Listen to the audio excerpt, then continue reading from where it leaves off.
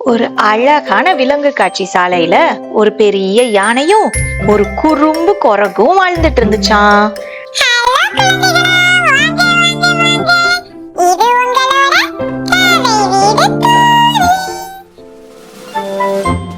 அந்த விலங்கு காட்சி சாலையில ஒரு பெரிய யானை இருந்துச்சுன்னு சொன்னேன் இல்லையா?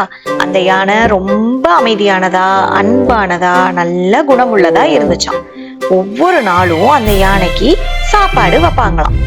யானையோட கூண்டுக்கு பக்கத்திலேயே ஒரு குரங்கு வாழ்ந்துட்டு இருந்துச்சான். அந்த குரங்கு ரொம்ப ரொம்ப புத்திசாலியாம். ஆனா குரங்குனாலே எப்படி இருக்கும்? கொஞ்சம் குறும்பும் சுறுசுறுப்பும் உடையதா இருந்துச்சான்.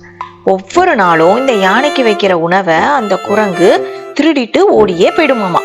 யானைய எப்ப பார்த்தாலும் கிண்டல் பண்ணி சிரிச்சுக்கிட்டு யானைக்கு கோபம் வந்தா தப்பிச்சு ஓடிடுமாமா. யானைக்கு இதை பாக்குறப்பெல்லாம் ரொம்ப சோகமா இருந்துச்சான். ஆனாலும் அந்த குரங்கை எப்பயுமே காயப்படுத்தணும்னு யானை நினைக்கவே இல்லையாம்.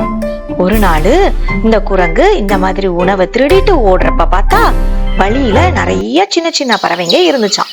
அந்த பறவைகள்லாம் ரொம்ப பசியோட இருந்துச்சான். இந்த குரங்குக்கு அதுங்களை பார்த்த உடனே பாவமா இருந்துச்சான். உடனே அது தான் திருடின உணவுல இருந்து கொஞ்சம் உணவை எடுத்து அந்த பறவைகளோட பகிர்ந்துக்குச்சான். பறவைகள் எல்லாருமே ரொம்ப மகிழ்ச்சியோட குரங்குக்கு நன்றி சொல்லிக்கிட்டே இருந்தாங்க.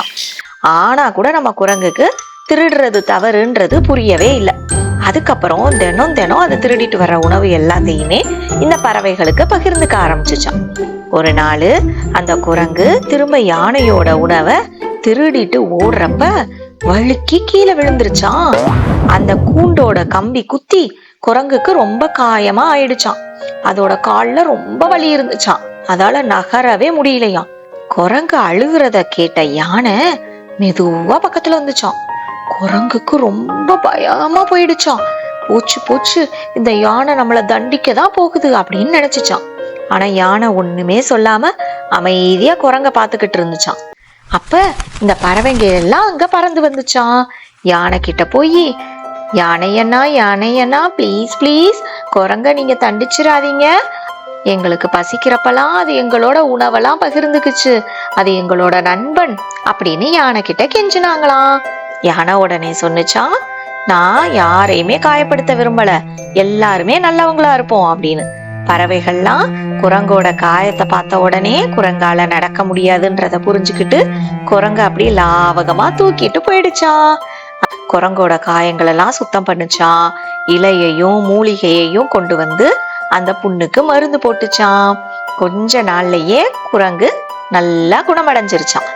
அதுக்கப்புறம் குரங்கு யானை கிட்ட வந்து, யானையன்னா என்ன மன்னிச்சிடுங்க, உங்க உணவை நான் திருடி சாப்பிட்டேன், உங்களை நான் கிண்டல் பண்ணேன், உங்களுக்கு அதிகமா நான் தொந்தரவு கொடுத்தேன், ஆனா கூட நீங்க என்னைய தண்டிக்கல, என்னை மன்னிக்கதான் செஞ்சீங்க.